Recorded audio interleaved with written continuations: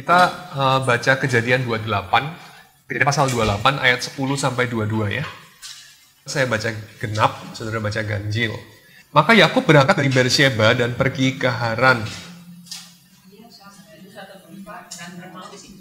Karena matahari telah terbenam, ia mengambil sebuah batu yang terletak di depan itu dan kemudian sebagai alas kepala, lalu membaringkannya dirinya di tempat yang itu. Maka bermimpilah ia, di bumi ada didirikan sebuah tangga yang ujungnya sampai di langit. Dan tampaklah malaikat-malaikat Allah turun naik di tangga itu.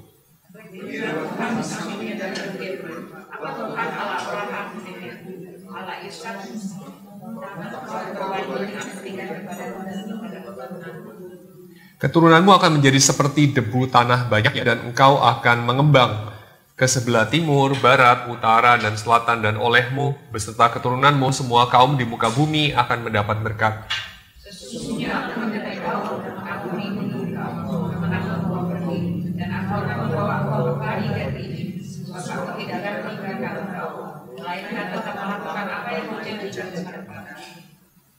Ketika Yakub bangun dari tidurnya, berkatalah ia, sesungguhnya Tuhan ada di tempat ini dan aku tidak mengetahuinya. Ia takut dan berkata, alangkah dahsyatnya tempat ini tidak lain dari rumah Tuhan, di pintu gerbang surga. Keesokan harinya, pagi-pagi Yakub mengambil batu yang dipakainya sebagai alas kepala dan mendirikan itu menjadi tugu dan menuangkan minyak ke atasnya. Dia menamai tempat itu untuk membuat itu. Lalu bernasarlah Yakub, jika Allah akan menyertai dan melindungi aku di jalan yang kutempuh ini, memberikan kepadaku roti untuk dimakan dan pakaian untuk dipakai,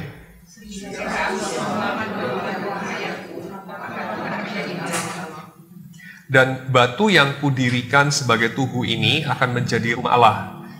Dari segala sesuatu yang kau berikan kepadaku akan selalu kupersembahkan 10 kepadamu. Ya. Bagian kedua saya ajak sedang baca Mazmur pasal ke-127. Kita baca ke-5 ayatnya. Saya membaca bagian yang menjorok kiri, saudara membaca yang menjorok ke kanan ya. Nyanyian ziarah Salomo, jika bukan Tuhan yang membangun rumah, jikalau bukan Tuhan yang mengawal kota, sia-sialah kamu bangun pagi-pagi dan makan roti yang diperoleh dengan susah payah. Sesungguhnya anak-anak lelaki adalah milik pusaka daripada Tuhan. Seperti anak-anak panah di tangan pahlawan, berbahagialah orang yang telah membuat penuh. Ia tidak akan mendapat malu apabila ia berbicara. Ya, Yakub di sini diceritakan di dalam pelarian. Ya, jadi dia menuai apa yang dia tabur. Apa yang dia tabur? Dia menabur penipuan. Jadi Yakub itu menipu ayahnya, dia menipu kakaknya. Itu sesuatu yang dia lakukan karena dia ingin mencapai sesuatu.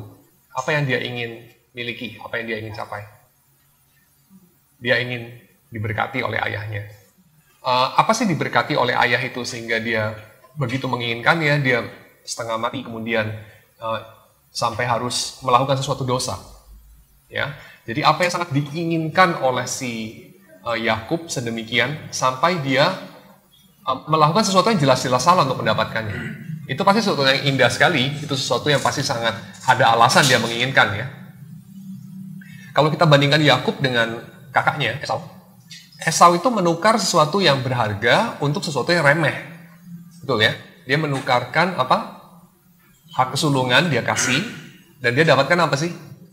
Cuman sop kacang merah ya. Yang ya dia makan, dia berdiri, dia pergi, ya sudah, selesai. Sudah itu aja.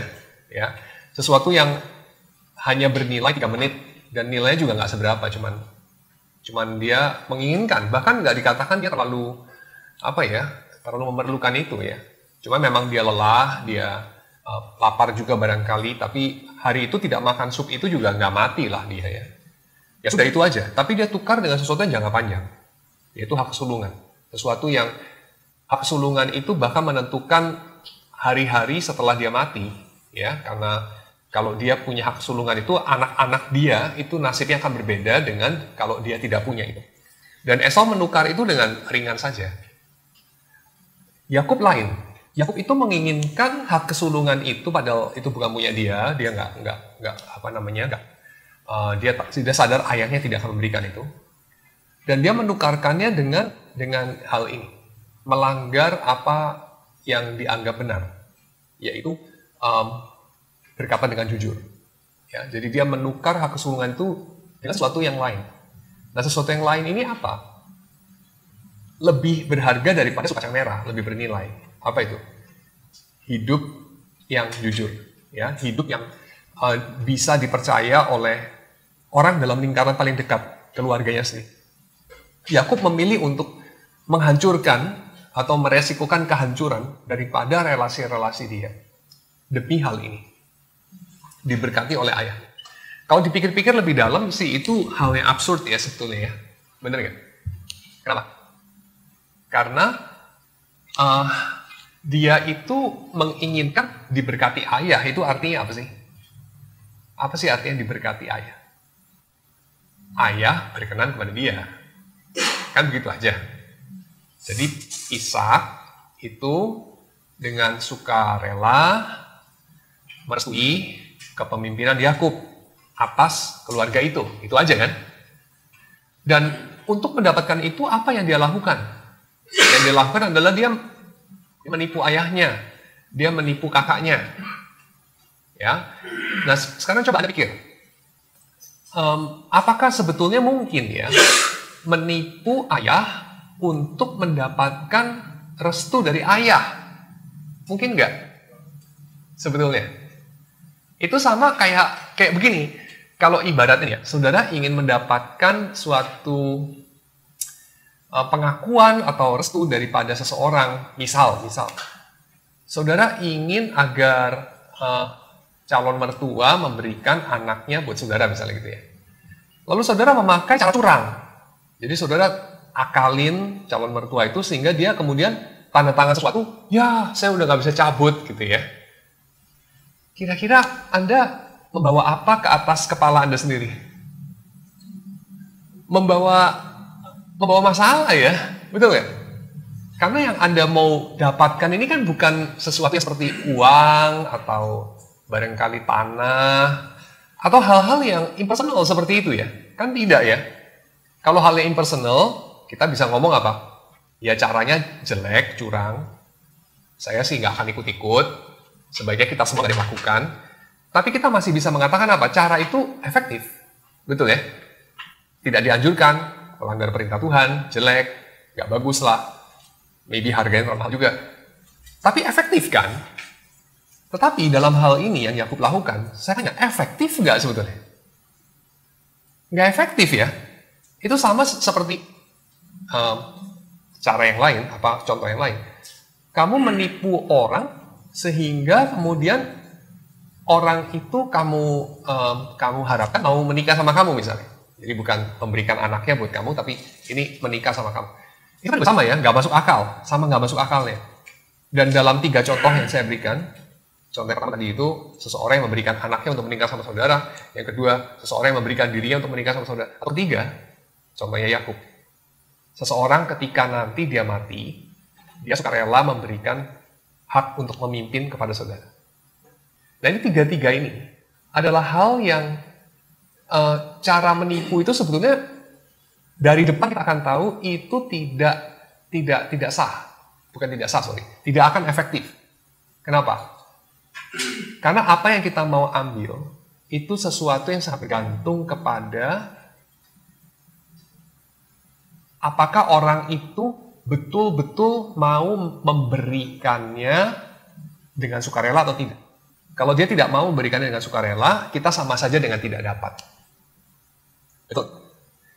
Perkenan daripada ayah, itu kalau kita trik ayah itu sehingga dia dengan terpaksa akan memberikan, ketika dia memberikan, dia apakah sungguh-sungguh memberikan?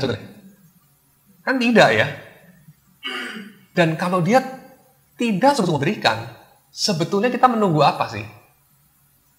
Coba bayangkan. Sebetulnya apa yang ditunggu sama si Yakub ketika dia mengakali ayahnya, sehingga ayahnya itu dia tahu persis ketika nanti dia sudah memberkati seseorang, itu pasti hanya bisa bertahan berapa menit saja, sudah pasti Esau akan pulang, sudah pasti itu semua ketahuan. Kamu setuju nggak ya? Yang Yakub takutkan, yang dia ngomong sama mamanya, "Mama, jangan, saya nggak mau. Soalnya saya takut." Yang dia takut tuh apa sih? Dia takut papanya tahu, lalu nanti mengutuk dia, kan gitu ya. Tapi yang dia takutkan itu adalah papanya tahu ketika akan memberkati dia. Tapi pertanyaan saya, apakah dia beranggapan bahwa papanya, yaitu Ishak, tidak akan tahu sampai selama-lamanya? Ya enggak lah, dia kan nggak bodoh ya. Dia kan tidak berharap Esau tersesat di hutan lalu nggak balik, atau Esau ditekan sama serigala terus nggak balik. Dia pasti nggak bisa berharap itu kan. Jadi dengan akal waras Yakub, dia tahu persis sudah dia menipu ayahnya. Itu tinggal tunggu 1-2 jam atau paling banter 1 hari, itu kokonya pulang kan. Sudah kokonya pulang, dia harap apa sih? Dia harap papanya nanti tetap akan pegang Esau. Wah, kamu sih bukan Esau. Yang tadi itu Esau. Dia harap gitu. Ya enggak lah. Dia pasti harap penipuannya terbongkar. Ya enggak? Dia kan sudah bisa hitung itu dari depan. Kenapa dia meneruskan? Coba kita coba menyelam ini. Kenapa dia meneruskan? Saya kira kita bisa pahami ini kalau kita kaitkan dengan akhir daripada narasi kitab Kejadian. Ketika si Yakub itu sendiri kemudian hendak mati, lalu dia sungguh-sungguh mati, lalu kemudian terjadi apa? Saudara masih ingat? Yakub akhirnya kan sungguh-sungguh mati, kemudian terjadi apa? Terjadi 10 saudara ketakutan karena mereka takut Yusuf akan membalaskan dendam kepada mereka sebab ayah sudah mati. Sekarang saudara pikir, rupanya itu satu hal yang pada saat itu wajar terjadi. Saya kira sampai ini hari mungkin juga masih mungkin saja terjadi ya sampai ini hari ya. Sekarang seperti itu. Yaitu apa? Orang itu menganggap bahwa saudara-saudara itu bisa berlaku sesuatu sebelum ayah mati, tapi kemudian bisa berlaku 180 derajat berbalik setelah ayah mati. Nah, Yakub, saya kira, mengharapkan itu terjadi. Yakub itu tidak goblok, jelas orang yang pinter. Dia tahu Esau akan pulang, dia tahu penyamaran akan terbongkar, dia tahu papa akan distres dan akan tangis-tangisan sama Esau. Kita sudah ditipu sama Yakub. Dia tahu itu semua. Tapi dia juga berharap salah. Yang mana harapan dia ini hampir-hampir pasti. Karena semua orang mikir itu. Ayah sendiri pikir itu, Esau pikir itu, Ribka pikir itu. Tentu dia sendiri pikir itu. Pikir apa? Waktunya tidak lama lagi. Ya enggak? Dia pikir itu. Jadi gue tipu papa gue tipu koko gue, mereka pasti tahu, kebongkar itu, nggak mungkin nggak kebongkar, nggak apa-apa. Kenapa? Karena papa akan mati. Kalau papa sudah mati terjadi apa? Kalau papa sudah mati, dia kan nggak bisa tarik lagi kan itu kan, berkat itu kan. Dan kedua, dia sudah pernah ngomong itu kan, di hadapan Tuhan, dia pernah ngomong itu di hadapan aku, mama aku tahu juga, dan seterusnya. Dia sudah ngomong, itu dia bisa cabut. Ya, perkara dia nanti akan memberikan dengan tidak rela, dia tiap hari cemberut, dia relasi buruk sama aku terus, itu nggak masalah. Kenapa? Karena waktunya tidak lama. Gitu ya, waktunya tidak lama. Suatu hari kelak, Ishak akan mati, masalah ini akan selesai. Tapi Yakub kemudian kabur. Kenapa Yakub kabur? Karena dia tahu kalau Ishak sudah mati, bukan masalahnya selesai, tapi masalah yang besar baru datang. Apa masalah yang lebih besar? Esau tidak mau takluk. Jadi papa sudah bilang, Esau kamu jadi hamba ya. Kamu jadi hamba, Yakub jadi pemimpin. Kamu akan tidak punya harta lebih banyak daripada Yakub. Kamu akan hidupnya susah, tinggal di tanah yang tidak gemuk. Ya, karena tanah yang gemuk akan diduduki sama Yakub. Gitu ya, papa atur begitu ya. Rupanya Esau tidak mau mengikuti aturan itu.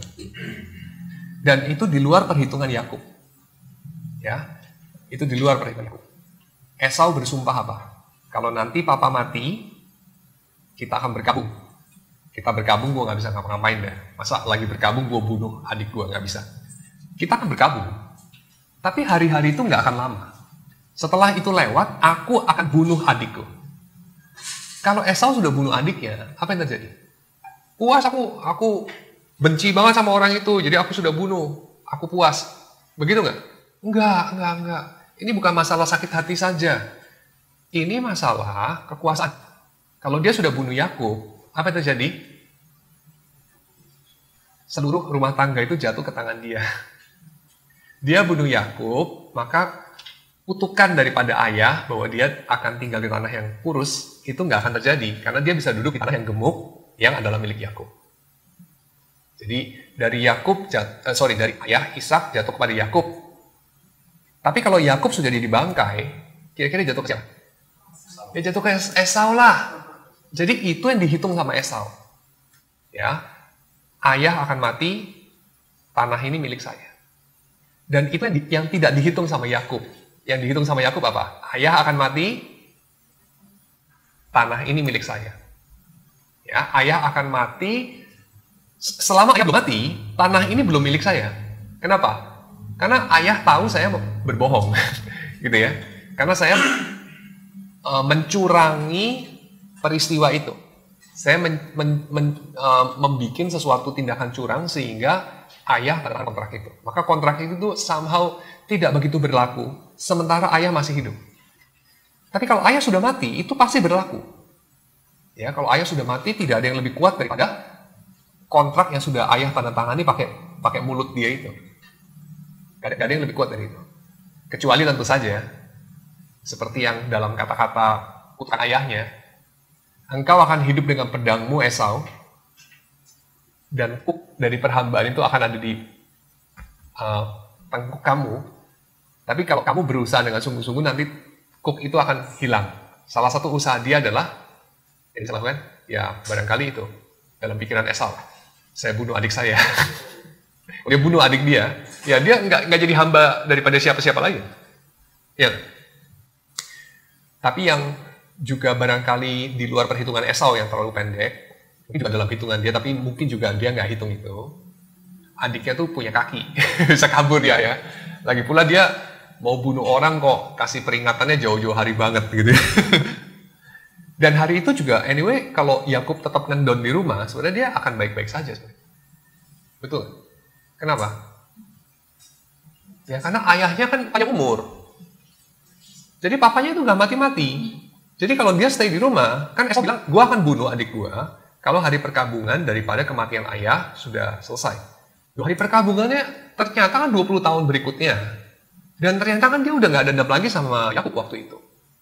Ya. Jadi itu semua di luar perhitungan manusia-manusia 4 orang ini. Papa itu panjang umur. Dalam perhitungan 4 orang ini termasuk si papa sendiri. Umur sudah tinggal sebentar. Ternyata panjang umur. Ya. Sehingga kemudian sebetulnya itu semua drama gak perlu. Itu semua drama gak perlu kan sebenarnya. Tapi toh itu terjadi dan toh itu Tuhan pakai untuk mewujudkan yang Tuhan mau untuk lakukan. Ya. Tapi oke. Untuk sementara waktu kita kembali kepada ini dulu ya, ceritanya. Dalam ceritanya ini kita sampai kepada si Yakub ini stres sekali. Kenapa? Karena dia sudah melakukan sesuatu yang dia pikir akan efektif, ternyata sama sekali tidak efektif. Yaitu apa? Hak kesulungan itu ternyata dia tidak dapatkan. Ya. Ternyata percuma dia menunggu ayahnya meninggal. Setelah ayah meninggal, dia tidak langsung menjadi pemimpin. Karena dia tidak memperhitungkan Esau yang bodoh itu adalah Esau yang juga dia harus hadapi, ya, Esau yang ngajak berantem, dan Esau yang kelihatannya ya itu nggak bisa dia kalahkan. Saudara tahu kan ya, kalau Esau mengancam akan membunuh Yakub, sebetulnya ya, apakah Yakub harus takut? Pasti takut gak Yakub? Nggak tentu loh. Contoh ya, kalau saya mengancam Mike Tyson, saya bilang, gue gebukin lo ya, gue tabokin lo. Mike Tyson takut gak? Ya enggak lah, gila gue takut sama saya. Ya enggak lah. Harusnya saya yang dengan gemeter-gemeter bilang sama Mike Tyson, nanti gue pukulin lo ya. Tapi lu jangan balas ya. Ini gue gebukin lo, lu jangan kurang ajar sama gue. Awas lo ya, nanti gue pukul lo. Sambil kita berharap apa? Dia nggak kurang ajar sama kita, karena nanti saya harus menelan ludah sendiri, karena saya nggak berani pukul dia. Iyalah dia gede gitu kan. Esau mengancam Yakub. Kita nggak bisa mengasumsikan sebetulnya Esaunya yang bakal mati. Yakubnya yang bakal mati kan. Tapi kenapa Yakub kabur? Jawabannya, karena Yakub tahu dia berhadapan sama Esau dia kalah gitu. Nangkep ya? Tapi itu nggak tentu gitu. Itu nggak tentu, kan belum terjadi. Ya. Jadi artinya apa? Artinya seluruh skenario ini adalah sesuatu yang tidak ada satu kepastian. Tetapi Yakub akhirnya kabur. Kenapa dia kabur? Karena dia setelah mensimulasi itu, dia nggak mungkin menang. Gue bakal mati, gue pasti mati. Gue tadinya mau dekat, ternyata gue akhirnya mati. Gitu. Gue tadinya pikir, pokoknya sudah ketipu berkatnya. Kekuasaan sudah di tangan saya, surat kontraknya sudah saya pegang. Nama saya sudah di surat tanah itu. Saya pasti dapat ini. Ternyata gue masih berhadapan sama preman. Premannya gede lagi, gue gak bakal menang. Galakan dia lagi. Wah, kayaknya ini gak bisa dah. Ini gak jalan. Surat tanah ini gak ada harganya. Kenapa? Karena saya harus hadapan sama preman itu, dan premannya itu saya gak bisa hadapi ternyata. Dulu saya pikir saya bisa hadapi, gampang lah, Esau lah disogok pakai sop kacang merah juga bisa kok. Ternyata enggak loh, dia beneran marah loh gitu. Kenapa Yakub itu tidak memperhitungkan Esau akan mengancam membunuh dia, dan dia tidak akan bisa handle itu?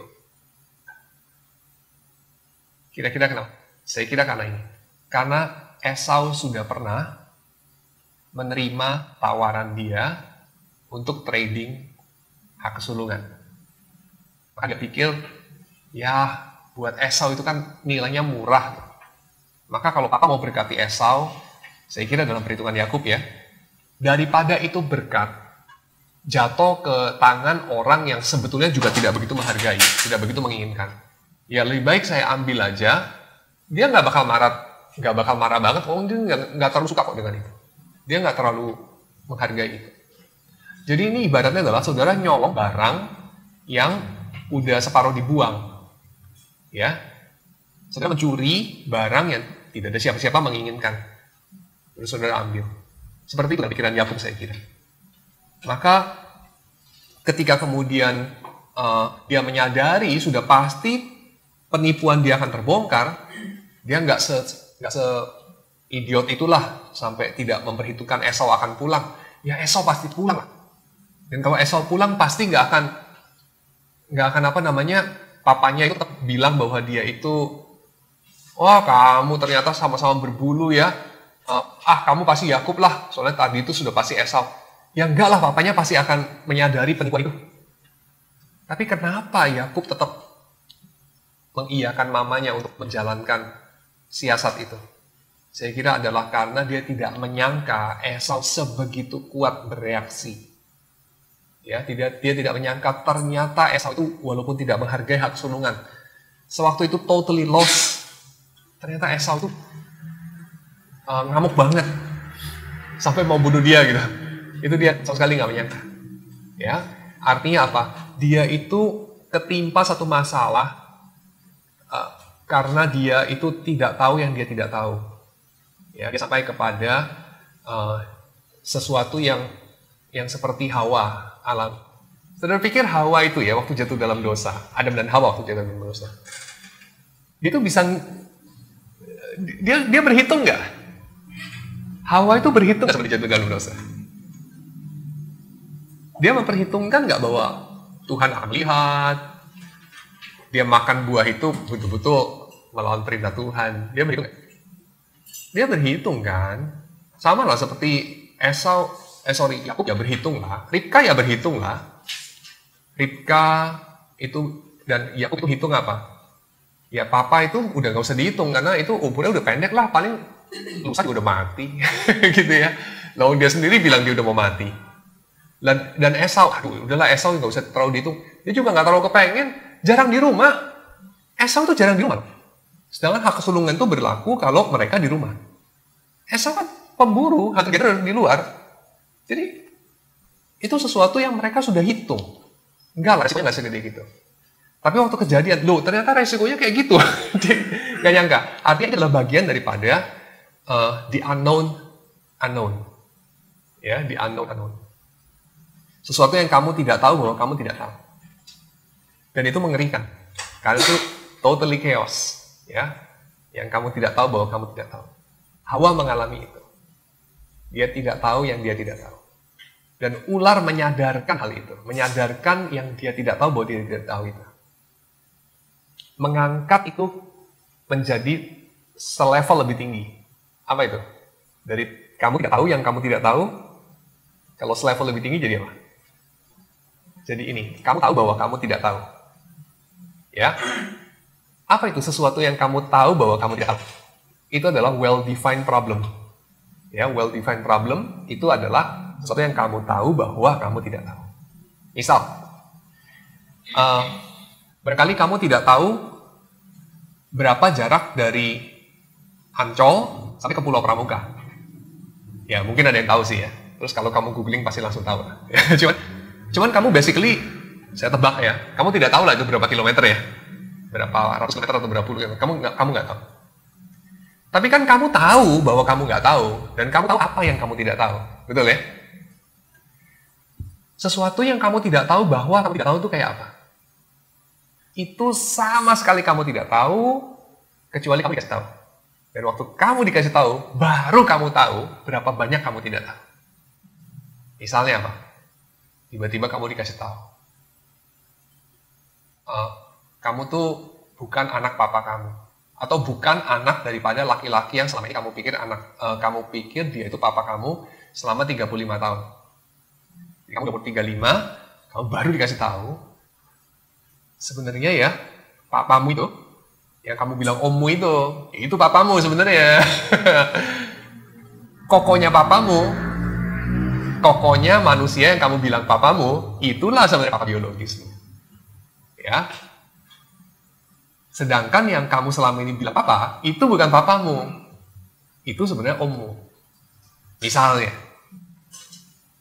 kamu tahu nggak yang kamu tidak tahu itu sebelum kamu dikasih tahu? Gak tahu kan?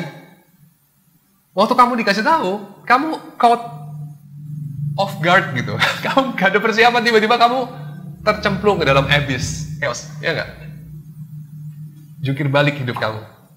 Karena kamu baru tahu bahwa kamu dibohongi selama ini. Dan kamu tidak pernah bisa memprediksi. Seperti apa reaksimu kalau kamu mendadak tahu hal itu? Itu namanya pengkhianatan. Ya. Dan Hawa, Adam, mengetahui hal itu. Mengalami hal itu. Ular itu mengatakan begini, hei, bagaimana jika Allah selama ini mengkhianati kamu? Hei, bagaimana jika Allah selama ini? Itu bisa dipercaya. Kan dia bilang ya, kamu kalau makan buah yang itu, kamu mati. No, kata ular. Lu nggak pernah kepikir ya, apa yang lu nggak tahu bahwa lu nggak tahu. Sekarang gue kasih tahu ya, lu makan buah itu, lu nggak mati. Lu bisa melek, lu bisa lihat. Dan lu bisa lihat betapa Allah itu penipu. Itu yang ular tawarkan. Yaitu pengetahuan atas sesuatu yang kamu tidak tahu bahwa kamu tidak tahu. Ini berbahaya sekali. Ya, oke. Nah, Yakub mengalami itu. Yakub mengalami, dia berjumpa dengan sesuatu yang dia tidak tahu bahwa dia tidak tahu. Yaitu apa? Kalau hak kesulungan itu dia dapat, ternyata kayak gini rasanya. Itu ya. Dan akhirnya dia Dia melarikan diri, sesuatu yang dia juga gak kebayang resikonya akan sampai ke sana. Dan dia kabur. Dan di dalam perjalanan menuju tempat yang dia nggak pernah menuju itu, again, di unknown, ya, dia kan pergi ke rumah Laban. Laban tuh dia cuma tahu yaitu saudara dari ibunya, di sana ada apa dia nggak tahu. Ya, dia bakal diapain di sana dia juga nggak tahu. Tapi alternatifnya kayaknya dia bakal mati deh kalau di rumah terus gitu ya, karena papa sebenarnya juga mati gitu kan. Dan nanti sudah terlambat semuanya. Sebelum terlambat gue kabur dulu. Dan kaburnya again dengan berkat dari ayah. Karena sekali lagi Ribka kemudian menipu si Ishak yang sudah tua itu. Dengan alasan apa? Dengan alasan begini. Istri-istri Esau, lu kan tahu sendiri, mantu-mantu lu yang cewek itu, yang 2 orang itu kan bikin hidup saya kayak neraka, kata Ribka. Ya, dia pernah bilang apa? Lebih baik saya mati aja gitu ya. Karena menantu-menantu dia itu yang diambil sama Esau dari para wanita Kanaan itu, dari antara orang Het, itu sesuatu yang mempahitkan hidup Ribka, tapi juga Ishak sih. Ya, jadi kayaknya Ribka sama Ishak itu nggak akur kayaknya hidupnya, cuma di awal-awal aja dia akur, later on dia nggak gitu akur, tapi dipersatukan sama apa? Sama mereka sama-sama nggak suka sama menantu mereka, yang diambil dari anak kesayangannya, yang diambil oleh anak kesayangannya Ishak, ya, yaitu Esau. Dan kemudian hal ini menjadi sesuatu yang membuat Ishak memberikan berkat lagi kepada si Yakub untuk Yakub boleh pergi, ya. Jadi Ishak nggak dikasih tahu, anakmu itu Esau itu mau bunuh adiknya, enggak, dia nggak dikasih tahu itu. Dia dikasih tahu apa? Kata Ribka, Yakub itu udah cukup umur, udah waktunya kawin.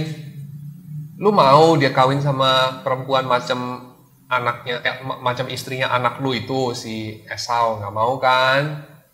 Yuk pergi ke sana, utus dia ke sana ke rumahnya si Laban ya untuk ambil istri dari sana. Seperti tradisi Abraham. Karena Ribka juga dari sana, ya kan? Ribka itu istri ekspor, ya. Bikinan Cungko asli, jadi ekspor gitu. Nah sama ini juga, gue mau yang ekspor, yang import ya, yang import, jadi diimport lah dari sana. Dia pergi, waktu dia pergi ke sana, kemudian dia pergi ke sebuah tempat yang dia tidak pernah datang. Dia nggak tahu ada apa di sana. Dan dia juga ke sana sebenarnya bukan cari istri, tapi mau cari selamat gitu ya, mau kabur doang sebenarnya. Di tengah jalan terjadi ini. Di tengah jalan dia kelelahan, dia tertidur. Dan pada bab ini, bab 4, kita berhadapan dengan apa sih? Kita berhadapan dengan sesuatu praktik yang mau nggak mau orang lakukan. Ya. Jadi manusia itu ada banyak hal kan ya yang kita pasti melakukan. Bernapas, semua orang pasti bernapas ya. Makan. Minum, kita buang air, pasti gitu. Dan salah satu hal lagi yang semua orang lakukan, tidur, tidur. Kalau kerja nggak semua orang lakukan lah, ya. Even kawin kan nggak semua orang juga kawin ya. Memecahkan problem ya, apalah bikin karya seni, nggak semua orang lah ya. Tapi kalau makan, minum, tidur, semua orang makan. Bahkan kita melakukan tidur itu sepertiga dari hidup kita. Kamu kadang-kadang mungkin tergoda untuk berpikir begini. Kita ini hidup kan katanya sudah ditentukan sama Tuhan gitu ya. Hari-hari kita kan, 70, 80 tahun gitu ya. Nggak bisa lewat lah ya. Tuhan sudah tentukan kita mati umur 75, ya udah 75. Tuhan tentukan kita mati umur 60, ya 60 gitu ya. 25, ya 25. Nggak bisa merubah lah rencana Tuhan. Oke, tapi ada satu hal loh yang kayaknya kita bisa ubah. Yang Tuhan kayaknya taruh di tangan kita. Apa itu? Sudah tahu apa? Bukan tahun-tahun hidup kita, tapi jam-jam hidup kita. Bagaimana cara kamu memperpanjang umur? Oh, ada caranya. Jangan merokok, jangan makan terlalu banyak kolesterol gitu ya. Olahraga banyak gitu ya. Harap-harap bisa lebih panjang umur. Oke. Tapi ada cara yang lain. seolah-olah nih, kan kita punya waktu tahun-tahun sudah tetap nih sama Tuhan kan, tapi itu sesuatu yang diserahkan tangan kita. Apa itu? Panjangnya tidur kita. Jadi kalau kamu pendekin kamu punya tidur, kamu panjangin kamu punya waktu bangun, ya? Ya itu otomatis dong ya. 24 dikurang 8 sama 24 dikurang 7, panjang mana? Ya panjang dikurang 7. Wah, masa cuma dikurang 7, dikurang 6. Bayangin kalau setahun ada tambahan berapa hari. Kalau 24 dikurang 3 gimana? Kalau tidur sehari cuma 3 jam. Bisa dilatih kan? Sehari tidur 3 jam. Wah, asik kan ya? Bisa panjang umur loh. Panjang jam loh, bukan panjang umur lah, panjang jam. Panjang umur kita nggak tahu lah. Dan orang bilang apa? Panjangnya umur kan di tangan Tuhan gitu ya. Logikanya begitu kan? Jadi kalau normal kita tidur 8 jam, kita pendekin jadi cuma tidur 3 jam. Wah, 1 hari 5 jam tambahan umur. Keren kan? 1 hari 5 jam coba dihitung. Kalau setahun kita hemat berapa hari bisa hidup tambahan di bumi. Wah, keren banget kan? Terus kamu mulai berhitung apa? Coba 1 hari itu kalau bisa menghasilkan artikel 3 halaman. Wah, sekian hari, sekian halaman. Ya kan? Menginjili berapa jiwa. Wah, lebih keren lagi kan? Lalu kemudian apa? Menyelesaikan banyak tugas. Wah, banyak yang bisa kerjakan loh di bumi ini. Kalau kita pendekin tidur. Itu, haleluya, saudara. Amin. Di atas kertas, bisa di atas kertas. Tapi waktu dipraktekkan, ternyata nggak segampang itu. Kenapa? Karena rupanya ada alasan kenapa Tuhan membuat manusia itu tidurnya ya kurang lebih antara 6-8 jam, 6-9 jam. Ada alasannya. Saudara tahu ada hewan yang tidurnya lebih pendek. Ikan tuh tidurnya lebih pendek tuh daripada orang. Kenapa? Tuhan bisa nggak menciptakan manusia tidurnya kayak ikan? Dari 24 jam, ya. Cuman sekian jam itu dia tidur. Kucing tidurnya lebih lama daripada ikan. Lebih lama daripada manusia ya, tidur kucing ya. Kucing itu sering banget tidur tuh, kayak anak kecil aja dia. Kayak anak bayi lah gitu tadi. Jadi, persentase waktu yang dihabiskan untuk tidur, manusia, rata-rata itu 1/3. Kalau kucing, lebih dari 1/3. Kalau ikan, lebih kurang dari 1/3. Ya, jauh lebih kurang lah. Ada hewan cuma tidur sehari itu sejam atau cuma 20 menit gitu ya. Saya lupa lah. Jerapah atau apalah gitu tidurnya pendek banget. Nah, Tuhan bisa nggak sih bikin manusia itu tidurnya pendek? Ya bisa lah, Tuhan Maha Kuasa lah ya, bikin kita terbang juga bisa kok ya. Karena Tuhan kan merancang dunia ini dengan bebas. Dia bisa bikin from the ground up. Bikin manusia kepalanya 2 lah, matanya ada di belakang juga lah, bisa menghilang lah, whatever lah, segala possibility-nya Tuhan bisa bikin. Lalu dia itu bebas. Sekarang saya mau ajak kita untuk menghargai creation. Tuhan itu apakah menciptakan manusia sebagai makhluk yang dapat tidur sehari sejam atau sehari 2 jam? Saya kira in average kita harus mengatakan tidak. Tapi juga again, apakah Tuhan menciptakan manusia sebagai makhluk yang sehari tidur 12 jam? Juga tidak. Ya, jadi ada certain ranges di mana kita harus habiskan untuk tidur yang ya tentu ini nggak bisa dikatakan secara a priori. Apa itu a priori? A priori adalah ini. Dikatakan sebelum diamati atau dicoba. Ya. Tapi ini harus kita stated secara a posteriori. Apa itu a posteriori? Kita anggap sebagai benar atau kita nyatakan sebagai benar setelah kita mengamati, setelah kita melihat, ya setelah peristiwanya, a posteriori. Jadi ini harus kita coba dulu lah, kita harus lihat dulu. Ya, apalagi kenapa? Apalagi begini, manusia itu bisa berbeda-beda. Satu manusia itu bisa memerlukan tidur, misalnya ya, 8 jam. Ada manusia lain memerlukan tidur 7 jam. Ada manusia lain cukup 6 jam. Ini manusia ke manusia berbeda. Dan sekarang kita harus bertanya, kalau kita menganggap bahwa tidur itu sesuatu yang sebetulnya hanya mengurangi umur, ya, necessary evil, so to say. Jadi kita tidur itu karena kita ya sudah nggak ada tenaga lagi bangun lah, ya, baru kita kemudian tidur saja. Maka saya kira kita harus punya keberanian untuk memperpendek tidur sedapatnya. Tapi masalahnya, apakah demikian? Nah, ini kan kita harus nyatakan secara a posteriori.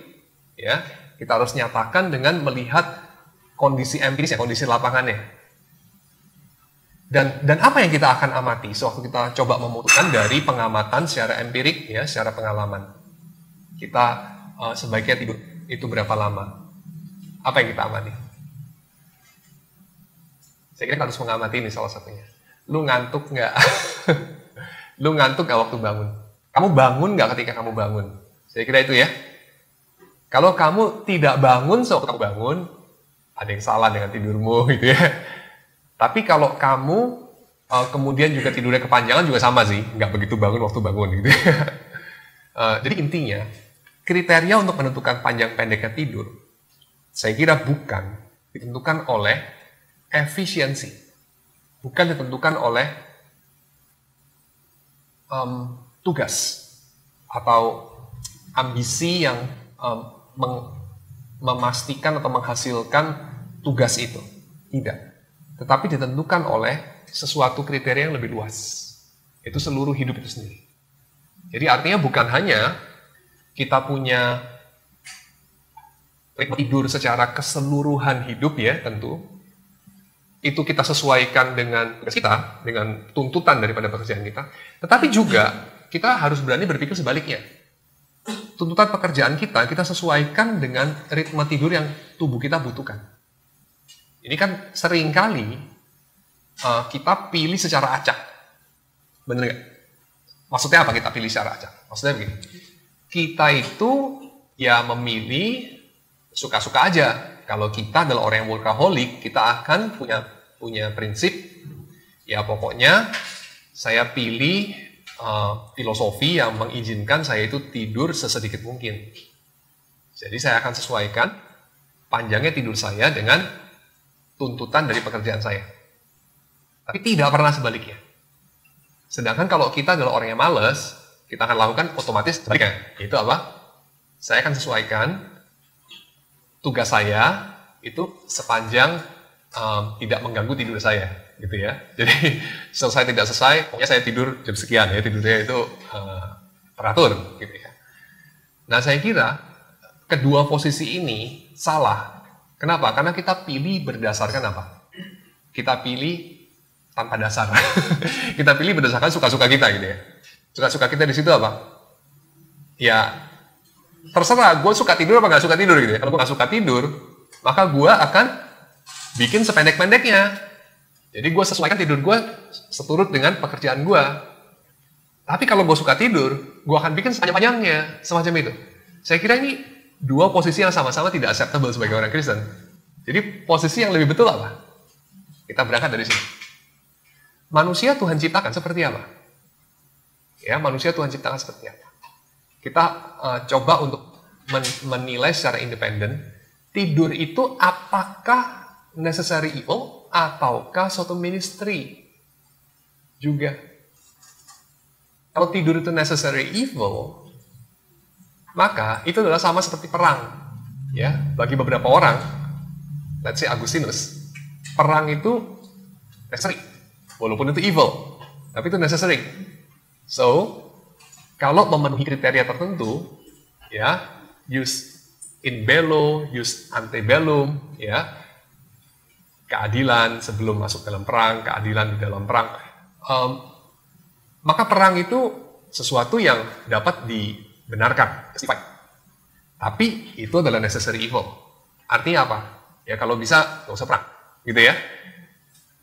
Itu necessary evil. Kalau tidur necessary evil, artinya apa? Kalau bisa nggak usah tidur.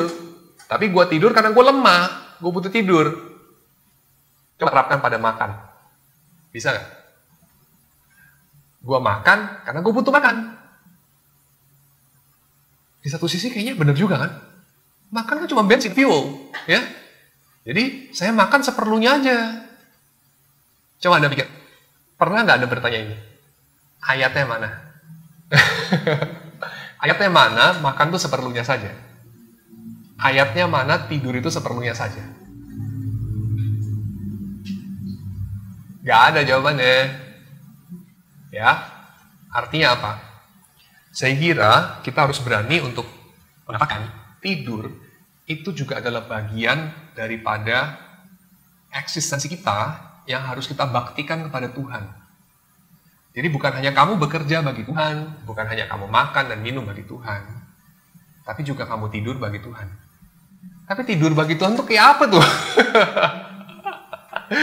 Coba kita menjernihkan dulu nih, biar lebih sure lagi dari pasti ini. Beberapa hal itu kan apa ya? Beberapa hal itu orang bisa mengatakan ya itu ada karena dosa. Ya, kalau dia ada karena dosa ya sudahlah, apa boleh buat. Nggak baik sih, nggak ada nilai sih, sia-sia sih. Tapi ya kita itu hidup dalam dunia berdosa ya mau apa lagi? Ya harus adalah, ya. Tapi coba kita pikir, tidur itu apakah baru muncul setelah dosa atau sebelum dosa? Post-fall atau ante-fall? Sebelum dosa lah. Adam itu dibikin tidur sama Tuhan, lalu muncul Hawa kan? Artinya, Tuhan itu menciptakan kita dan menghendaki kita untuk tidur. Tidur itu bukan necessary evil. Lah wong dia itu sudah ada sebelum ada evil. Gimana necessary evil?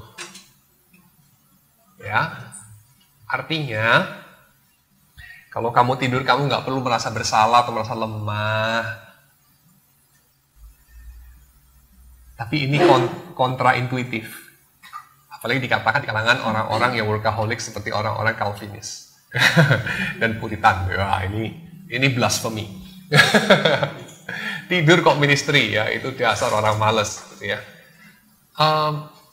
Tapi coba pikir begini. Pertama, bayi manusia itu bayi yang melewatkan hampir 20 jam dalam hidupnya ya. Itu buat tidur loh. Bener ya? Pernah lihat bayi? Bayi itu tidur melulu loh. Bayi ikan tuh nggak gitu loh. Lihat bayi ikan ya, ikan tuh nggak ada excuse, masih kecil, masih bayi tidur. Enggak. Ikan tuh dari bayi, berenang terus. Nggak tidur dia. Kenapa? Karena Tuhan menciptakan begitu. Manusia tuh tidur. Aduh, buang waktu banget, lemah banget. Suntik sesuatu kayak kafein, kayak apa gitu. Jadi bayi itu hemat waktu, belajar bahasa Inggris kayak apa, kayak gitu lah ya. Aduh, buang waktu tidur. Coba 20 jam itu ya, sehari. Bikin pendekan dikit 10 jam. Kan umur dia nambah itu kan. Jadi lebih cepat gede dia. Mungkin umur 4 tahun udah bisa Beethoven Symphony No. 9 dia main di atas piano kan. Gimana bayi itu tidur-tidur dulu kan? Kita pendekin tidurnya, suntik aja kafein. Ya nggak bisa. Kenapa? Kalau Tuhan mau begitu, dia bisa bikin begitu. Kenapa dia nggak bikin begitu? Karena dia memang maunya begitu. Kalau dia maunya begitu, ada hikmat tersembunyi di situ. Mungkin tidak tersembunyi, tapi dinyatakan. Hikmat yang dinyatakan kepada kita. Apa hikmatnya? Banyak hal kita bisa gali, tapi kita mulai dari sini. Bahwa tidur itu sesuatu yang Tuhan kehendaki untuk anak-anak manusia lakukan. Bahkan sebelum dosa. Ya, jadi ini creational side of sleep. So, jangan selalu merasa bersalah kalau tidur. Okay? Tapi akarnya apa ya kita merasa bersalah sewaktu tidur? Saya kira akarnya di sini. Karena kita itu menghitung apa yang kita seharusnya atau yang sebenarnya bisa lakukan kalau kita tidak tidur. Betul kan? Kok saya tidur, aduh. Jadi kehilang waktu 1 jam untuk baca artikel itu, atau menulis artikel itu, atau whatever ya. Masalahnya adalah, kalau lu melek, lu juga nggak bisa baca juga. Kalau lu ngantuk gitu ya. Artinya sebetulnya esensinya apa sih? Esensinya apa yang kita maknai dari tidur ini? Tidur ini pelayanan apa? Apa coba? Apa intisari, substansi daripada tidur? Mengasihi diri, oke, satu. Jadi harus berani memikirkan, adakah tempat untuk mengasihi diri? Jika tidak ada, ya. Jadi tidur itu adalah kelemahan, necessary evil. Yang kedua, selain mengasihi diri, apa? Kebutuhan. Kebutuhan karena apa? Agak mirip sama makan ya. Tapi tidur ini ada bedanya dengan makan. Kamu makan karena apa? Kamu makan karena memang lapar gitu. Kamu tidur karena apa? Karena capek. Lapar sama capek itu dua hal mirip tapi beda. Apa bedanya? Bedanya adalah lapar itu sesuatu yang apa ya? Tidak langsung berkenaan dengan produktivitas. Tapi ngantuk atau tidur itu berkenaan dengan produktivitas. Kamu itu produktif nggak produktif ya lapar. Gak ada hubungannya lah. Kamu nganggur sepanjang hari ya lapar juga. Jadi artinya kamu nggak bisa mengatakan, coba saya tidak lapar, tidak makan, saya akan bisa ada sesuatu yang saya hasilkan. Enggak sih. Kalau kamu nggak makan, kamu nggak menghasilkan apa-apa sih. Cuma tidak mengkonsumsi sesuatu saja. Tapi kamu tidak menghasilkan apa-apa. Betul ya? Jadi kaitannya bukan dengan produktivitas. Tapi kalau tidur, itu kaitannya sama produktivitas. Kalau kamu tidur, kamu jelas tidak berproduksi. Kecuali kalau kamu percaya pada konsep passive income, lalu kamu masih mengatakan, ya passive income itu adalah, saya tidur pun saya produktif. Ya omong kosong lah, kamu tidur yang nggak produktif. Passive income itu gini, kamu tidur pun dapat reward, itu passive income. Kamu nggak produktif tapi dapat reward, nah, itu passive income. Ya. Tapi tidak produktif. Lalu tidur produktif apa ya? Tidur nggak produktif. Sekarang kita bertanya, tidak produktif itu baiknya apa? Tempatnya di mana tidak produktif itu? Tidur tidak selalu tidak produktif sih, tidur ada produksinya juga. Tapi saya kira nilai daripada tidur tidak bisa ditentukan oleh produktivitas, tapi oleh sesuatu yang lain. Tidur itu ada produktifnya, contohnya apa? Ya ada orang yang seperti Salvador Dali misalnya ya, dia itu sengaja bikin pegang sendok, taruh di tangan, terus dia leleh-leleh agak tidur-tidur sedikit ya. Terus nanti waktu dia udah kira-kira semi-semi tidur, sendoknya jatuh. Terus dia bangun. Kamu tahu nggak kenapa dia melakukan itu? Karena dia percaya, dan kayaknya beberapa karya dia juga mencerminkan itu memang. Dia percaya, kalau manusia itu benar lagi bangun ya, beta state, kita sebut itu dalam psikologi modern. Waktu otak kita itu sedang dalam state beta, betul-betul alert, kita tidak betul-betul open dan tidak betul-betul kreatif. Tapi of course waktu kita benar-benar tidur juga ya nggak kreatif juga sih. Tidur ya, mau kreatif gimana. Jadi pada state in between yang orang sebut sebagai alpha state itu sekarang, tentu Dali waktu itu nggak kepikir soal itu, nggak menyebutnya begitu juga. Itu dicapai ketika Anda dalam masa-masa ya bangun juga enggak, tidur juga belum. Nah itu. Dan pada periode itu kadang-kadang bisa muncul sesuatu hal yang di luar pakem, ya, yang out of the box, sesuatu yang pada kondisi kamu bangun banget tidak muncul, pada kondisi kamu tidur banget nggak muncul. Nah itu yang mau dieksplor sama Dali, yang surrealisme, Salvador Dali. Ya. Jadi itu sebabnya dia explore hal itu. So kita bisa arguing ya, waktu lu tidur lu produktif gitu ya. Kalau lu kayak Salvador Dali gitu ya, atau katanya Einstein itu katanya. Saya nggak tahu benar apa enggak, kalau bisa direkonstruk dari dia punya catatan harian.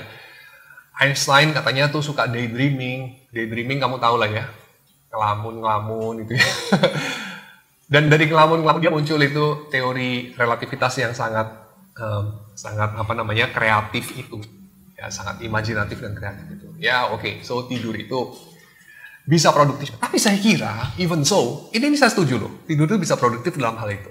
Tapi even so, tidur tidak hanya punya nilai dari produktivitasnya. Kalau tidur nggak produktif gimana? Masih ada kebaikan nggak dari tidur? Masih bisa dibilang ministry nggak? Kita harus berani mengatakan, ya, masih. Tapi ada dasar teologisnya. Apa, ayo? Nggak produktif kok. Kok bisa dibilang kebaikan? Oh, reform udah luntur. Apa coba?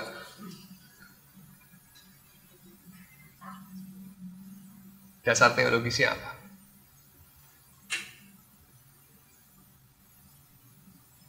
Saya sebut satu ya.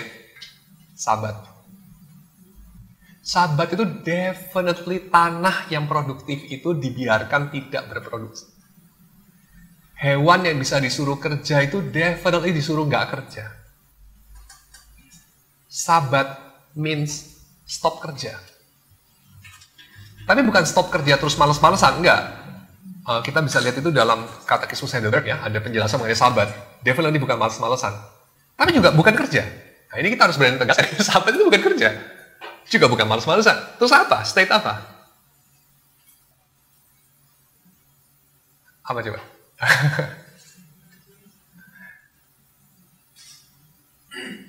Worship. Ya. Worship itu tidak hanya di dalam kita melakukan ritual di gereja. Worship itu juga tidak hanya di dalam kita bekerja. Worship itu juga di dalam kita tidak produktif.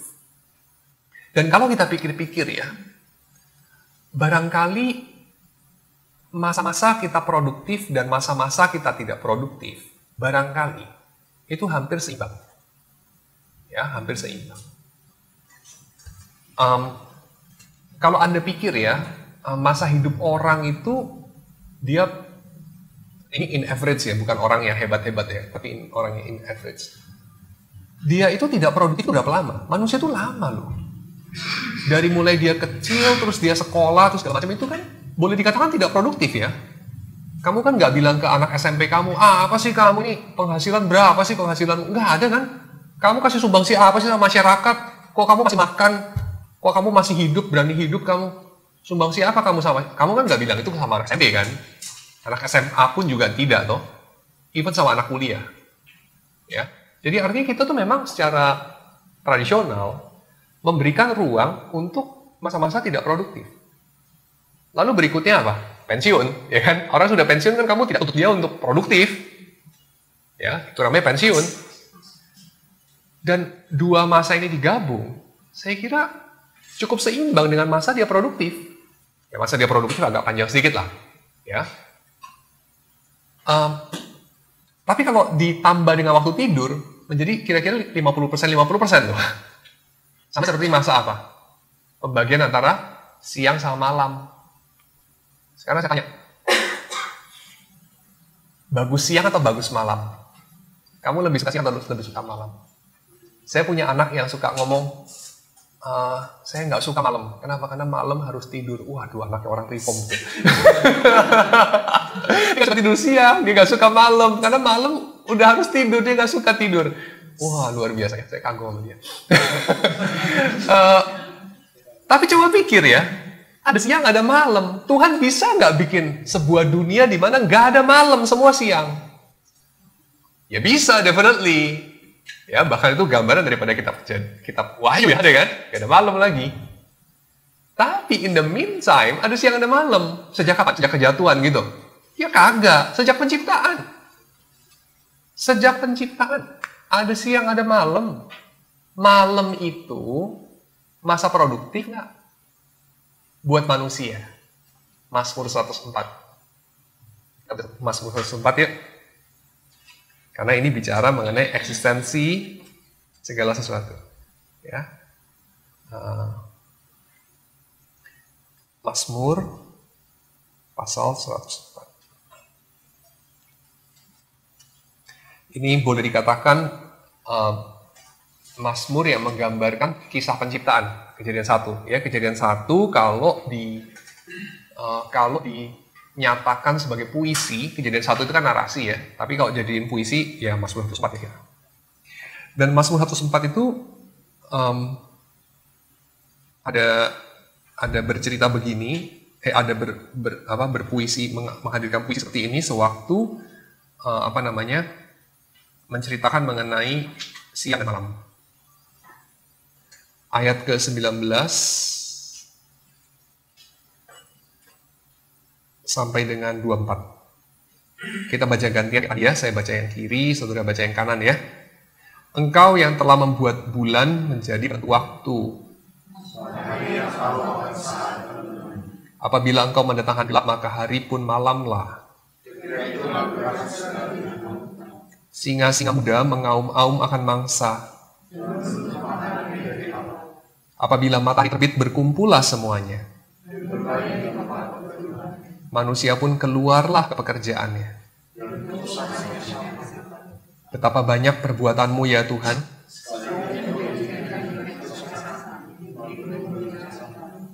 Ada 3 pihak yang diceritakan bekerja.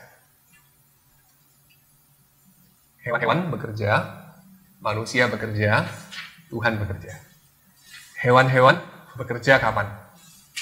Malam hari. Manusia bekerja kapan? Siang hari. Hewan-hewan tidurnya kapan? Siang hari. Manusia tidurnya kapan? Malam hari. Tuhan tidurnya kapan? Gak pernah. Hewan-hewan ada kerja, ada tidur. Manusia ada kerja, ada tidur. Dan di dalam semuanya Tuhan bekerja. Kalau kita kemudian mengatakan, kalau gue tidur, gak ada kerjaan yang kelar. Artinya apa? Artinya kita merasa penting sendiri. Kalau gue gagal, kerajaan Tuhan hancur. Kalau gue tidur, kerajaan Tuhan stop. Kalau gue mati, selesai semua. Ya kagak. Emang lu hidup selamanya. Sebelum lahir dunia udah ada.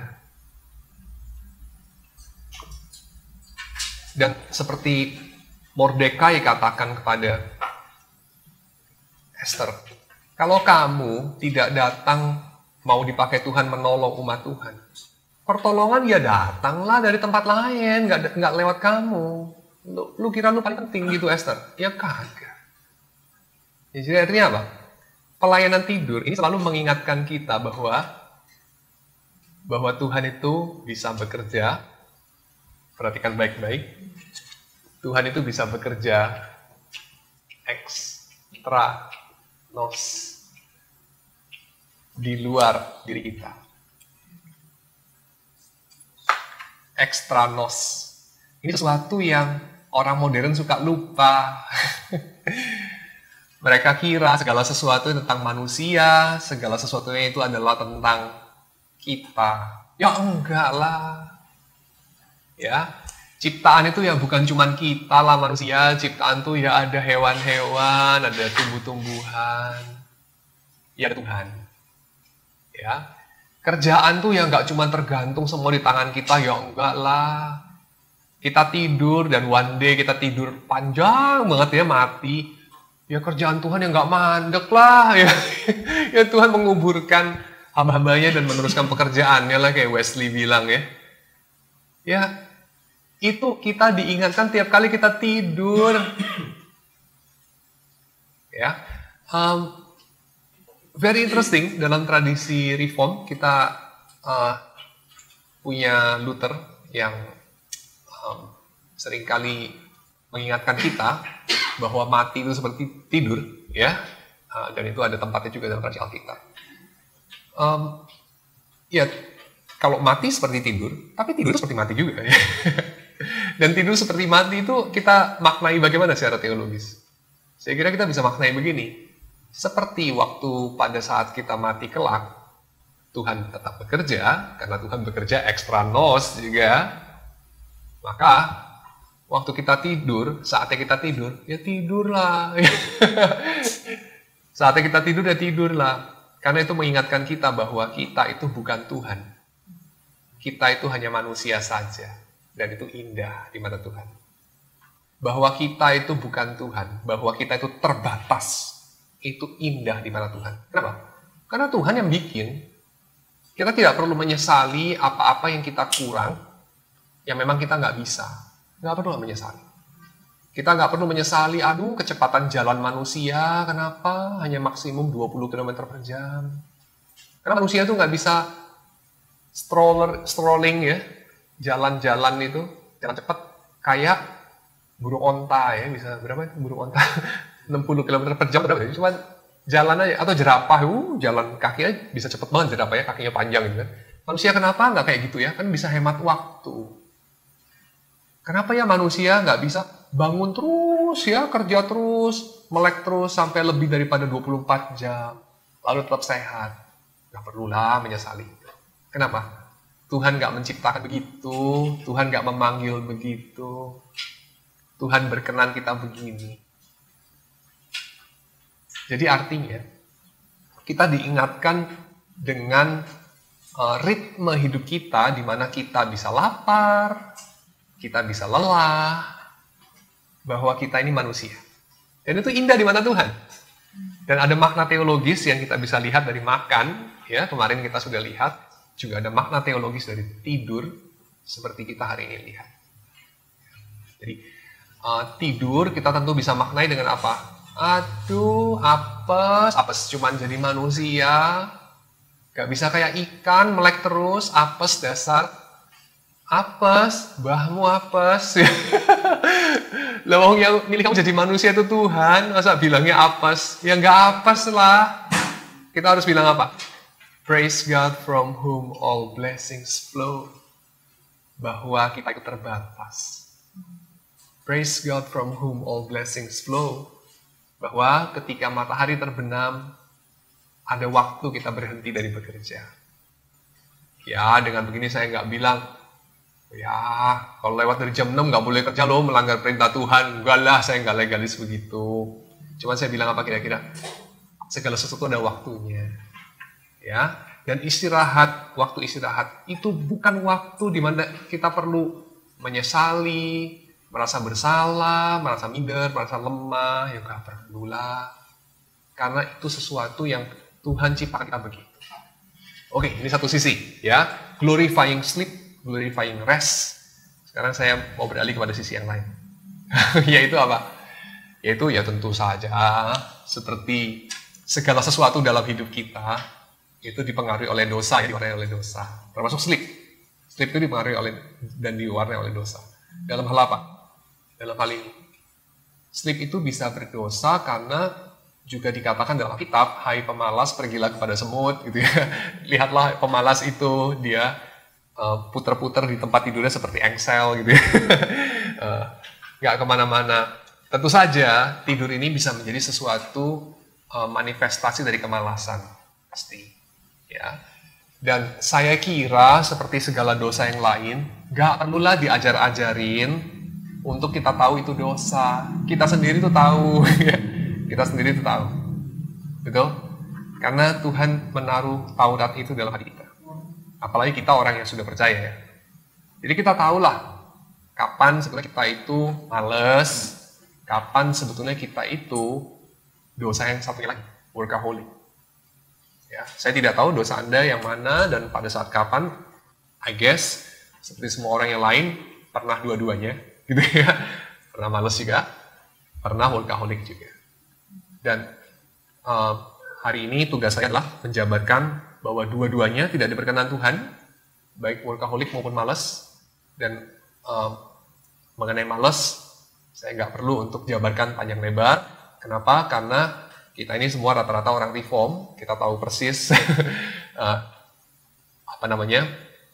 bagaimana mengenali malas, dan kita sudah sangat terbentuk dengan itu, ya. Bagaimana mengatasi malas. Tapi saya hari ini lebih banyak bicara mengenai sisi satunya, yaitu workaholic, yang menghalangi kita untuk doing ministry of sleep dengan baik. Ya, ministry of sleep ini dihalangi dengan dua hal itu. Satu, kita dihalangi dengan memanfaatkan sleep sebagai sesuatu ajang berdosa, tidak setia dengan talenta yang Tuhan sudah berikan. Tapi juga yang kedua, ajang untuk berdosa dengan menyangkali keterbatasan kita. Karena pada saat yang sama kita sedang menganggap Tuhan tidak bijaksana dalam mencipta kita. Ya, karena kita pikir kita itu diciptakan harusnya tidak terbatas kok, dibatasi dengan kelemahan, ya, dengan ritme hidup bahwa kita harus tidur. Ya, oke, so itu dua hal yang saya mau katakan.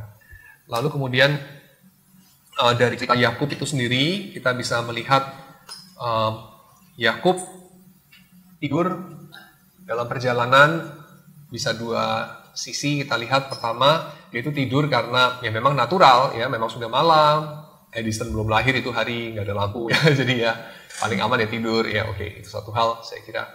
Tapi ada hal yang lain yang diangkat sama R. Paul Stevens di sini, yaitu Yakub itu dia sedang dalam keadaan distress, ya, dan memang orang yang sedang dalam keadaan distress tidur lebih banyak.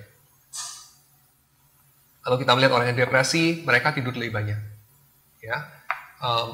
Jadi itu satu hal yang saya kira kita tidak perlu harus hakimi sebagai sesuatu yang salah, tapi tentu kita tahu bahwa itu harus diatasi, ya. Jadi tentu tidak kita biarkan seperti itu, tapi kita harus atasi. Ya. Tetapi saya kira kita tidak perlu membebani tambahan dengan bahwa tidur itu berdosa, ya. Tapi tidur dapat berdosa, tapi juga over workaholic dapat berdosa juga, ya. So itu harus ingat. Yakub di sini saya kira dalam keadaan distress, jadi dia tidur. Lalu dan tidurnya kemudian dia berjumpa dengan Tuhan, ya.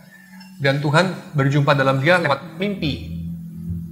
Nah, R. Paul Stevens di sini bicara banyak mengenai mimpi. Dan mimpi di sini memang seringkali kita tabu membicarakan, ya, karena banyak orang membicarakan mimpi secara salah tentunya. Mereka mengartikan secara literal, oh si Yusuf itu bermimpi, bisa baca mimpi, oh mimpi itu rupanya bisa dari Tuhan. Wah, kalau mimpi bisa dari Tuhan berarti mimpi selalu dari Tuhan. Nah itu salah saya kira. Ya. Mimpi bisa dari Tuhan, itu alkitabiah. Mimpi selalu dari Tuhan, ya itu enggak alkitabiah. Ya. Atau beginilah, ya mimpi selalu dari Tuhan, ya mungkin kamu bisa juga lah ngomong mimpi selalu dari Tuhan. Karena apa? Karena kan kita percaya apapun yang terjadi dalam hidup kita itu tidak terjadi di luar kehendak Tuhan, kan? Bahkan rambut kamu jatuh kan di dalam kehendak Tuhan, ya. Kan aneh banget rambut jatuh satu lembar nggak di luar kehendak Tuhan, lo mimpi kok di luar kehendak Tuhan, aneh banget. Jadi mimpi di dalam kehendak Tuhan, ya. Of course kamu bisa bilang apa? Mimpi itu berasal dari Tuhan, ya bisa. Tapi tidak tentu mimpi itu punya muatan yang khusus untuk kemudian kamu harus tafsir-tafsirkan. Oh, mimpi saya artinya kamu punya jurnal mimpi. Setiap hari kamu doakan mimpi kamu, ya enggak lah, itu ekstrim lah. Ya saya kira mungkin banyak ya, atau beberapa aliran gereja itu membuat pengajaran yang mengada-ada mengenai mimpi. Saya kira itu yang menyebabkan kita jengah dan tidak mau sama sekali kita menolak bicara mengenai mimpi. Tapi kalau kita melakukan seperti ini, saya kira kita juga nggak setia sama Alkitab, ya, karena Alkitab juga ada bicara mengenai mimpi, kan, ya. Dan ya of course kita sebagai orang Reform, saya kira punya jalan tengahnya, yaitu apa? Kita mengatakan bahwa Tuhan dapat saja menjumpai kita di dalam mimpi. Tuhan dapat saja memakai mimpi untuk menyatakan kehendaknya kepada kita. Tapi tentu sikap kita adalah kita harus menguji roh, ya. Kita harus bersikap hati-hati. Tetapi bukan berarti kita menutup diri terhadap segala kemungkinan yang semacam itu. Tapi tentu saya bukan mengatakan mimpi itu firman Tuhan, definitely dia, ya pasti enggak lah. Tapi mimpi itu seperti apa? Seperti ini, kita melihat apa sih sebetulnya yang memicu mimpi. Ya banyak teori ya dalam psikologi apa yang memicu mimpi. Teori yang paling mekanistik bilang apa? Yaitu itu loh, neuron kamu tembak-tembak secara acak. Kemudian otak kamu ini kan mesin yang membuat apa? Mesin yang pekerjaannya itu coba make sense of segala sesuatu yang acak. Kita tuh awan aja tuh bisa lihat, ada kelinci, itu ada Sinterklas gitu ya. Jadi yang acak terus otak kita mungkin ada polanya. Otak kita itu mesin penangkap pola. So termasuk mimpi acak-acakan ya, tembakan neuron-neuron yang nembak-nembak sembarangan kita tidur. Lalu kemudian otak kita coba artikan terus jadinya mimpi. Tapi saya kira itu terlalu ekstrim ke arah melihat manusia sebagai makhluk yang cuman produk dari kebetulan. Tapi di sisi yang lain, yang mengatakan seolah-olah mimpi itu selalu ada arti, saya kira kita tidak terima sisi yang itu, ya, karena mimpi itu juga seringkali memang ada artinya, ya. So kira-kira kita mengambil sikap seperti apa? Kalau saya ya, ini bahan untuk saudara pertimbangkan saja. Saya akan mengambil sikap karena tadi kita katakan mimpi itu dapat saja dari Tuhan, tapi dapat saja tidak tentu saja.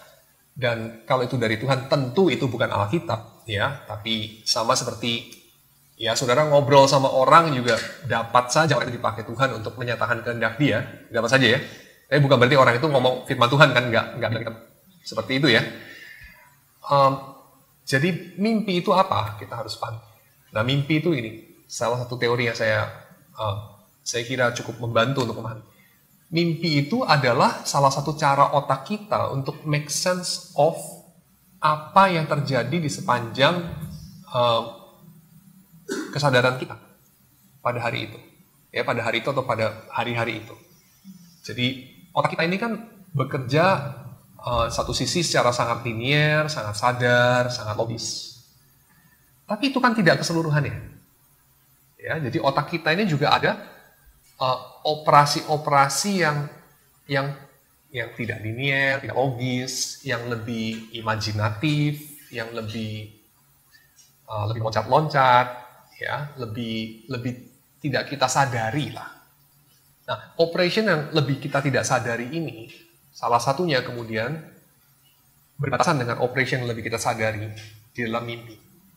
Ya. Kalau kamu nggak sadar ya kamu kan nggak tahu. Benar ya? Salah satu yang kamu nggak sadar. Jantung kamu lagi berdenyut, itu otak kamu kan kontrol. Betul ya? Otak kamu kontrol itu denyut jantung kamu. Otak kamu juga kontrol keseimbangan. Otak kamu juga kontrol keluar keringat, ya, suhu badan, pengeluaran internal asam lambung, ya, semualah itu. Otak kamu kontrol kan? Kamu sadar nggak? Ya enggak lah, masa kamu sadar semua, overload ya kamu sadar semua, pasti nggak sadar semua. Nah, di antara yang kamu nggak sadar, sama kamu sadar betul. Misalnya sekarang kamu sedang mikir mengenai tidur, ya. Saya duga, ya kamu sudah mikir mengenai tidur ya. Nah, berbatasan dengan itu, saya kira lokasi mimpi di situ, ya, berbatasan antara sepenuhnya sadar dengan operation yang kita tidak sadar. Dan saya kira sesuatu yang kita sadar betul sama kita paling tidak sadar, itu salah satu panduan umumnya adalah semakin kita tidak sadar, kita semakin open. Semakin kita tidak sadar, kita semakin general, ya, semakin general dalam melihat segala persoalan. Jadi semakin kita dapat melihat interkoneksi antara hal-hal yang pada saat kita beroperasi secara linear dan logis, menurut kita itu sama sekali nggak ada hubungannya. Artinya apa? Relasi-relasi yang paradigmatis, ya, paradigmatis itu apa? Paradigmatis itu adalah kita bisa lihat ada kesamaan polanya, tapi ya really sebetulnya nggak ada hubungan. Hubungannya cuma analogi aja. Nah, itu kita bisa lihat pada kondisi kesadaran yang semakin turun. Kenapa? Karena kemampuan kritis kita tidak begitu beroperasi. Ya, ini yang sejauh ini saya pahami sebagai cukup penolong kita memahami mimpi. Jadi sebabnya saya kira mimpi itu kadang-kadang itu dapat berguna untuk making sense of kita punya eksistensi, kita punya persoalan secara sangat holistik. Ya, secara sangat holistik. Tapi hal yang saya kira kita suka salah adalah kita mengambil dari mimpi itu jawaban langsung untuk persoalan yang sangat spesifik. Waduh, kalau itu sih kayaknya loncat sih. Ya. Jadi artinya apa?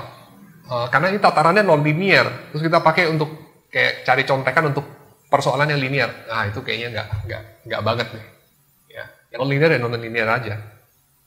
So, saya kira barangkali seperti Dali, ya, seperti Dali lakukan itu lebih ada tempatnya gitu. Tapi kalau kayak cari ilham, apa ya, jawaban daripada soal matematika atau apa gitu dari media itu agak loncat gitu. Walaupun tentu ada kasus-kasus khusus tertentu itu memang ahli matematika dia sudah penuh dengan segala problematik matematik di otak dia, terus dia kecapean, dia tidur, waktu dia bangun, wah dia merasa dia mendapatkan satu solusi, terus dia tulis, bener loh solusi gitu ya. Kadang-kadang terjadi sih, ya. Tapi poin saya ngomong semua ini adalah tidur itu tidak altogether useless. Pasti tidak. Ya. Jadi tidur itu tidak produktif ya, tapi tidak produktif dalam arti useless itu nggak sama. Ya, tidak produktif bukan berarti useless. Karena istilah use itu sendiri, kegunaan, itu seringkali kita sempitkan kepada produktivitas. Ya, useful means produktif. Useful tidak selalu artinya produktif. Kenapa? Karena manusia bukan makhluk produksi saja. Karena manusia itu ya manusia. Tidak bisa direduksi ke dalam makhluk produksi, makhluk pemikir, makhluk pedagang, makhluk yang memakai alat. Enggak. Manusia itu ya manusia lah. Kurang lebih gitu ya. Manusia itu ya manusia. So, ya segala sesuatu ini. Ya, oke. So, itu kira-kira dari saya mengenai mengenai mimpi. R. Paul Stevens membahas beberapa imagery dari mimpinya Yakub, misalnya soal tangga. Dia ada membahas hal yang menarik. Dia bilang apa? Dia bilang tangga ini gambaran yang menurut John Klimaks. Interesting juga ya namanya John Klimaks. Tangga menuju kepada klimaks. Dalam lukisan si John Klimaks ini, Yesus menunggu di atas tangga itu yang di surga itu ya, di surga. Lalu kemudian ada 30 anak tangga itu didaki sama biarawan-biarawan ya, sama orang-orang yang mencari Tuhan. Lalu Tuhan Yesus kemudian di sini ada tulisan gitu ya. Tahu nggak tulisannya apa? Marilah datang kepadaku, hai engkau yang berlutih lesu dan berbeban berat gitu. Lalu si R. Paul Stevens mengomentari lukisan yang dilukis oleh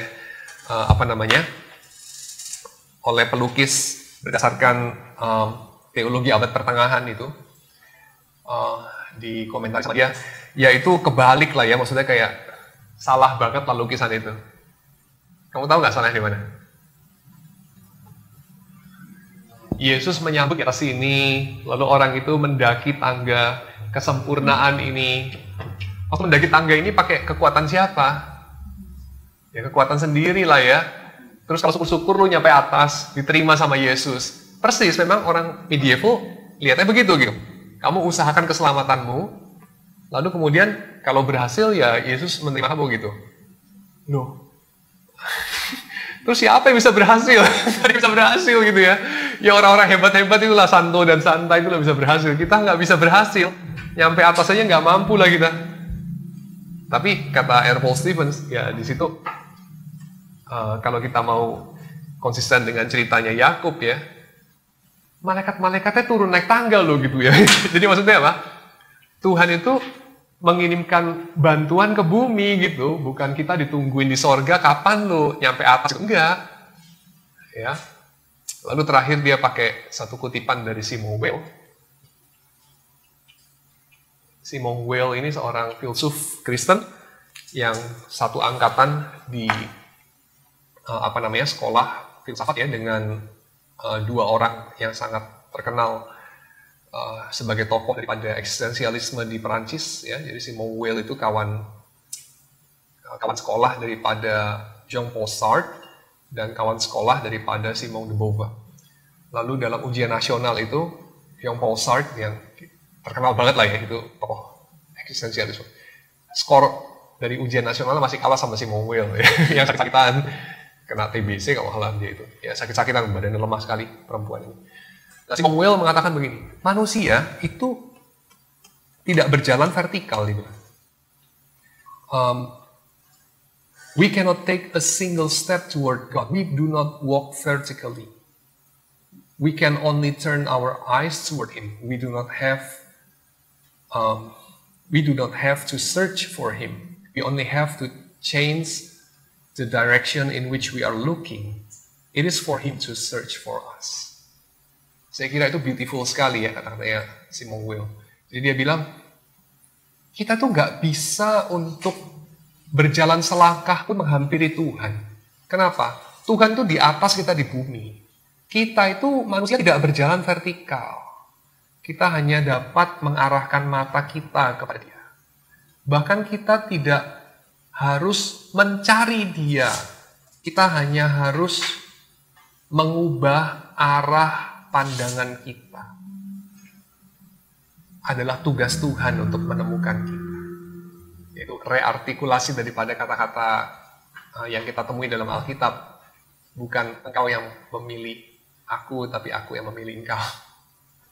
Dan bukan kita yang mencari Yesus dan Tuhan, tapi Tuhan yang mencari kita. Ya, Dia mengirim Yesus untuk rescue kita. So, saya kira itu sebabnya good news bagi tidur. Tidur itu mengingatkan kita, bukan kita mencari Tuhan, kita itu dicari sama Tuhan. Ya. Oke, lalu dia juga ada bahasan mengenai angels ya. Angels ini seringkali memang menjadi satu topik yang sensitif ya. Khususnya bagi orang modern ya, karena orang modern itu kan rasional banget, materialis banget, human centric banget. Terus angel, ya tahyul masa lalu lu bawa-bawa gitu. Ini di zaman apa lu ngomongin angel? Tapi sekarang zaman postmodern, orang lebih open terhadap angel. Ya, orang lebih open juga dari kalangan New Age movement ya, lebih open terhadap angel. Tapi saya kira justru sebaliknya, kita juga mesti hati-hati karena openness kepada angel ini juga disertai dengan peringatan dari Alkitab bahwa kita tidak boleh menyembah angels ya. Dan ada peringatan dari Musa bahwa kita juga tidak boleh mencari petunjuk dari angels. Jadi ya, tapi kita juga tidak boleh sebaliknya seperti orang modern sama sekali shutting down angels ya, seolah-olah itu nggak ada gitu. Ada loh, angels itu ada, realitas spiritual itu ada, dan ya memang kecenderungan modern kita saja yang menutup diri dari itu. Itu ada, tapi realitas angels ini sesuatu yang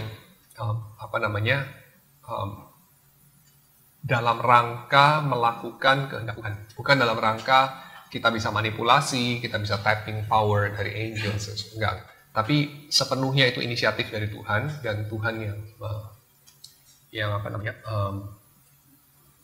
yang menyuruh gitu ya.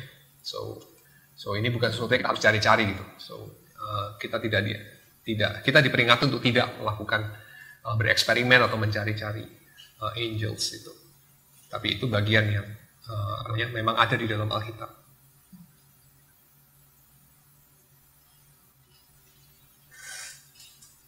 Oke, lalu terakhir mengenai ketakutan ya, yang saya belum bahas itu mengenai ketakutan.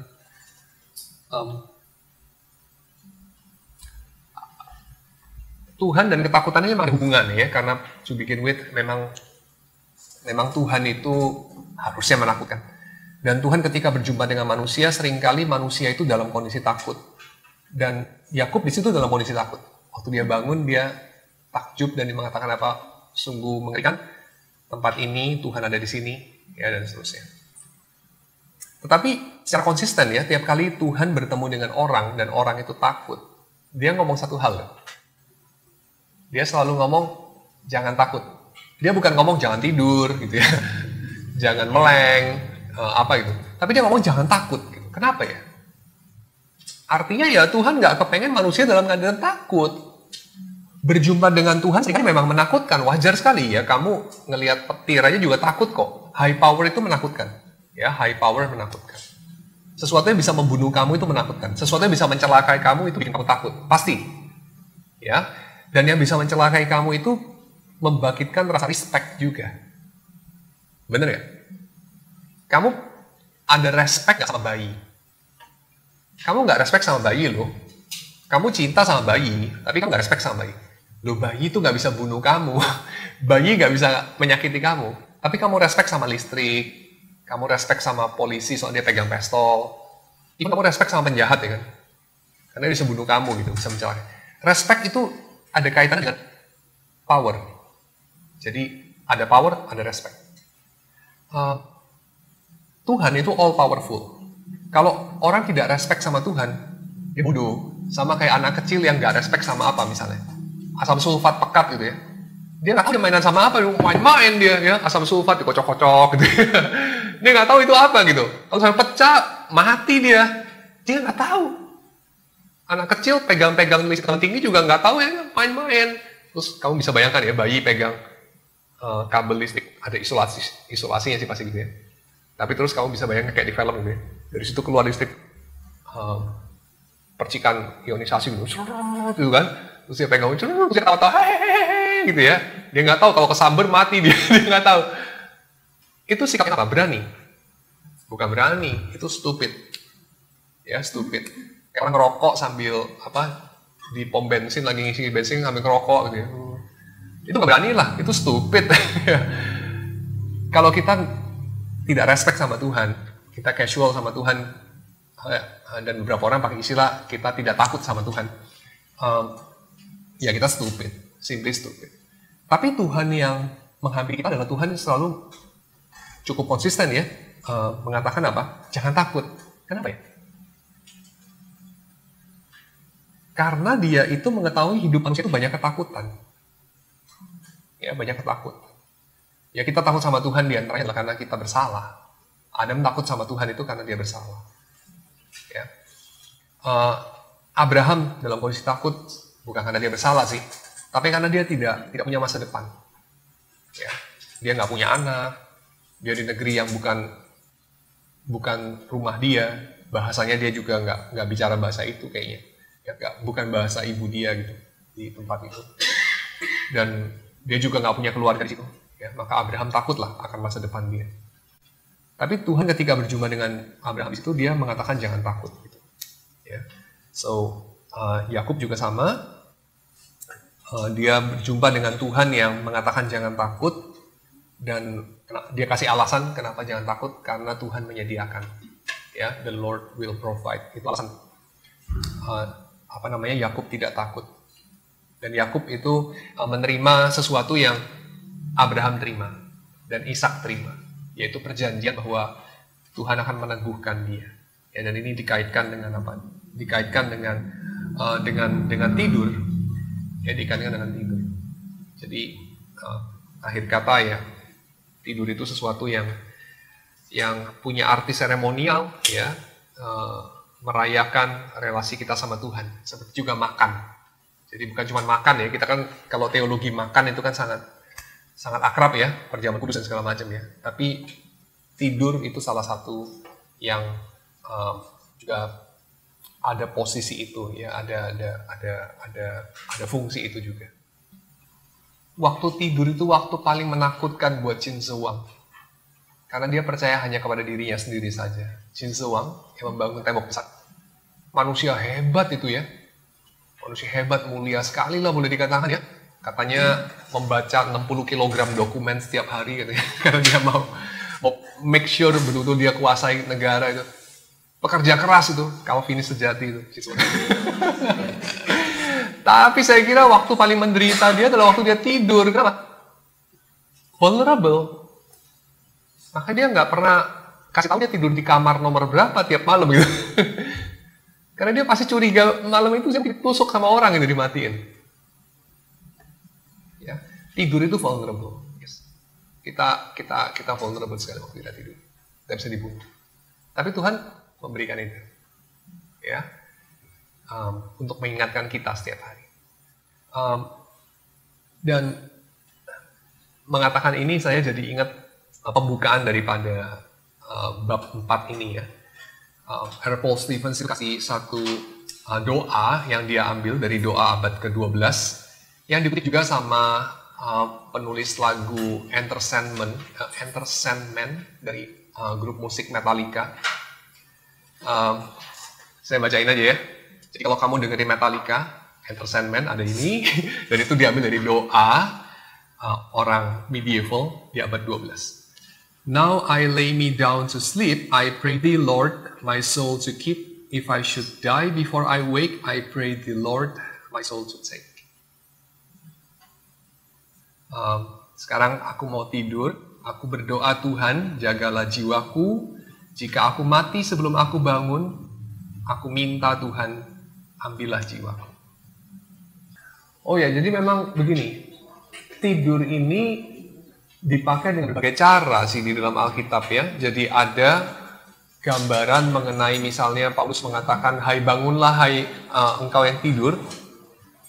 Jadi di situ tidur digambarkan sebagai keadaan puas diri, keadaan tidak berhubungan dengan Tuhan, keadaan yang barangkali seperti mati. Lalu kemudian Tuhan seperti memanggil orang itu keluar dari tidur, dari kematian, hai bangunlah engkau yang tidur. Ya, itu sisi yang lain sih. Tapi tidur di situ tidak sedang menggambarkan tidur yang natural. Di situ sedang menggambarkan tidur dalam pengertian kita tidak berespon kepada panggilan Tuhan. Begitu. Jadi itu bukan menggambarkan sesuatu yang kita kerjakan tiap malam itu. Enggak. Ya. Kalau yang sesuatu kita lakukan tiap malam itu seperti yang digambarkan dalam cita-cita misalnya Yesus tertidur sewaktu ada badai gitu ya, semacam itu.